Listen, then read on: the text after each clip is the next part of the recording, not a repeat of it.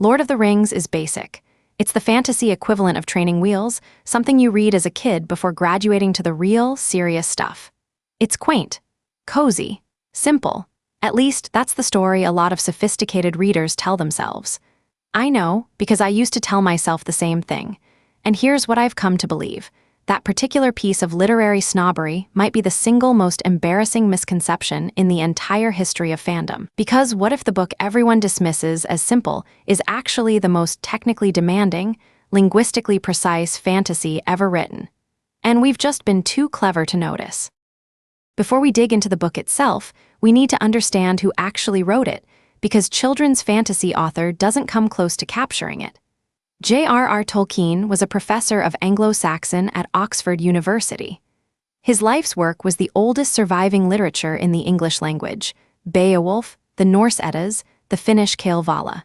He wasn't a novelist who decided to write something fun. He was a scholar who spent decades inside the deepest roots of human mythology, and then decided to build something new from what he found there.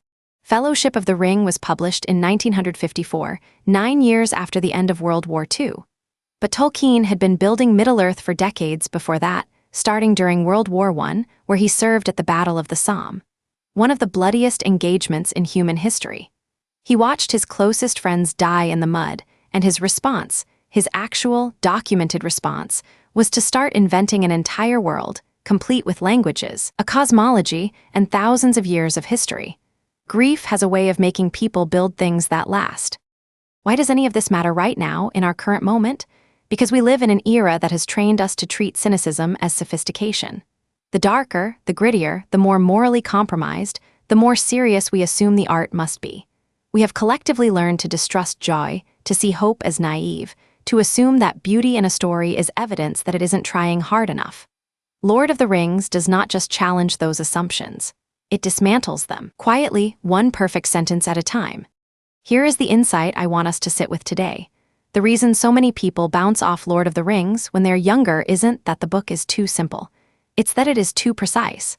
Tolkien is doing something almost no other fantasy writer even attempts. He's writing prose the way a poet writes verse. Every sentence is balanced. Every word is chosen for sound as much as meaning. The rhythm of the language is not decoration. It is part of the argument the book is making. There's a sequence early in Fellowship when the hobbits step out of the Shire and into the Old Forest, and Tolkien writes about the trees with a weight and menace that feels almost primordial. He isn't describing scenery. He is building a felt sense that this place has memory, that it holds grudges, that nature here is not background but active presence. That kind of writing takes decades of literary immersion to develop. It looks effortless because the craftsmanship is complete. Invisible craft is the hardest kind to produce. And that invisibility is exactly what trips people up. When prose flows this well, we mistake the ease of reading for simplicity of content. Readers who are used to fighting through denser writing actually move faster through Tolkien. 50 pages feel like 20. But that's not because nothing is happening. It's because every element of difficulty has been dissolved into the pleasure of the reading experience itself. The craft is so complete it disappears, and we mistake that disappearance for absence. Now let's talk about the thing that surprises almost every reader who comes to this book as an adult: the emotional depth. Specifically, Gimli and Legolas. Here are two characters, a dwarf and an elf, peoples divided by centuries of distrust and cultural contempt, who find in each other a friendship that transcends everything their histories told them to feel. And Tolkien builds this with extraordinary restraint.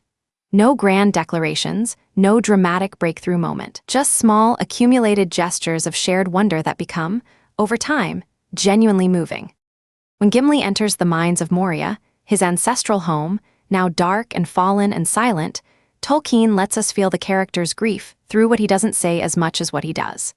And when Legolas moves through the golden wood of Lothlorien, we see through his eyes a beauty so ancient it makes everything else seem young. These two characters are making the same journey and perceiving entirely different worlds. That tension between loss and wonder, between endings and beauty coexisting in the same moment, that is the emotional engine of the entire book. The hobbits themselves get dismissed most often by readers who haven't read this carefully enough. They're written off as the children's portion of an otherwise serious epic, the cute entry point before the real story starts. But that reading completely inverts what Tolkien is actually doing. The hobbits aren't the comic relief. They are the argument. They love food, comfort, gossip, and their own small corner of the world. They are extraordinarily, deliberately ordinary. Placing them at the center of a world historical catastrophe is not a concession to sentimentality. It is a radical claim about where heroism actually originates. There is a line near the end of Fellowship that is one of the most quietly devastating things I have encountered in the genre. Frodo, at the breaking of the Fellowship, makes his decision alone.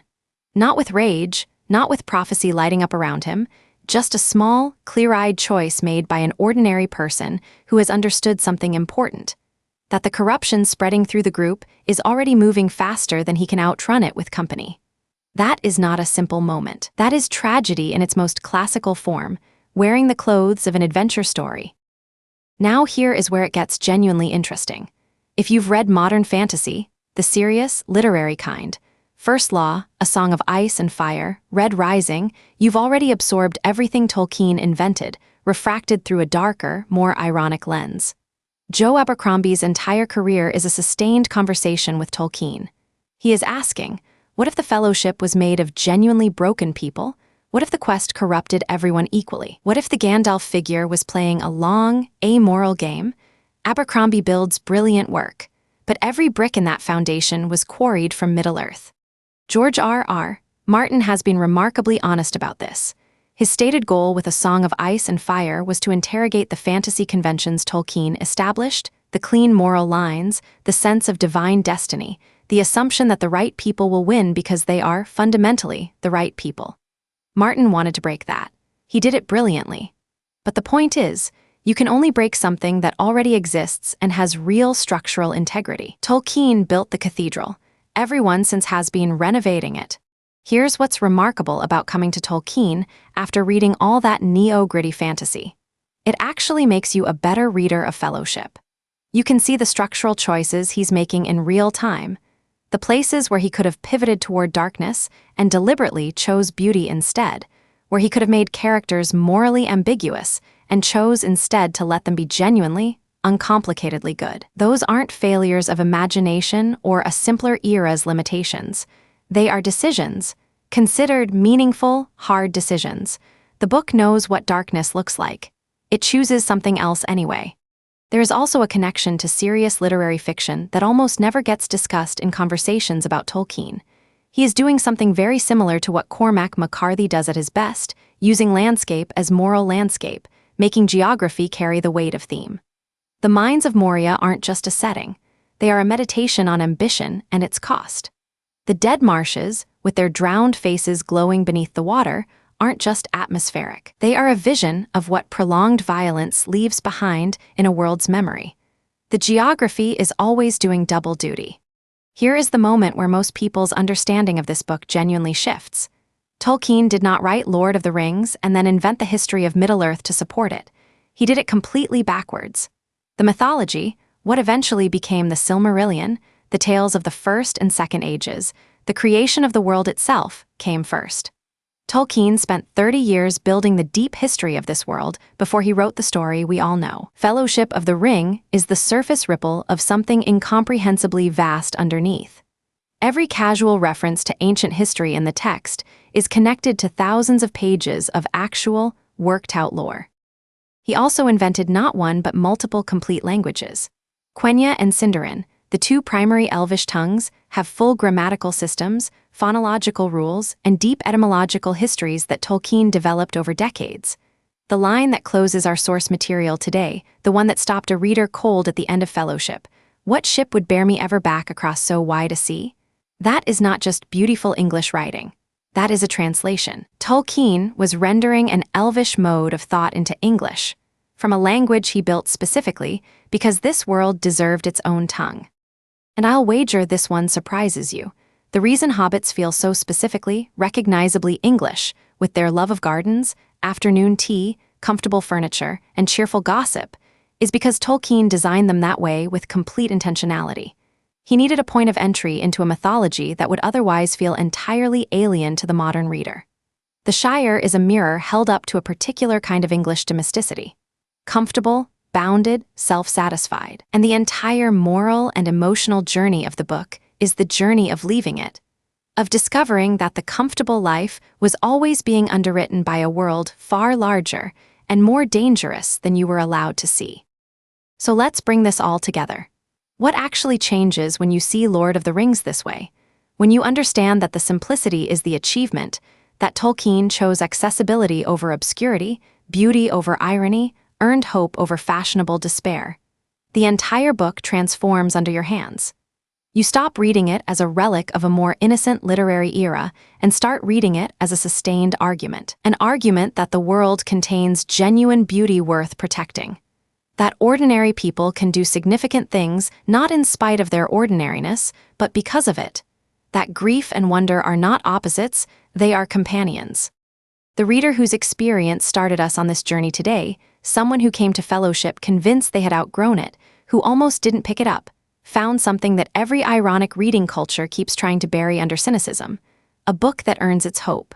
Not naive hope, not the hope of someone who hasn't looked at the darkness, but hope that has walked through the mines of Moria, that has seen the drowned faces in the marshes, that has watched the fellowship break, and that decides with full information to keep moving anyway. That is not basic. That has never been basic. That is one of the hardest things literature can do.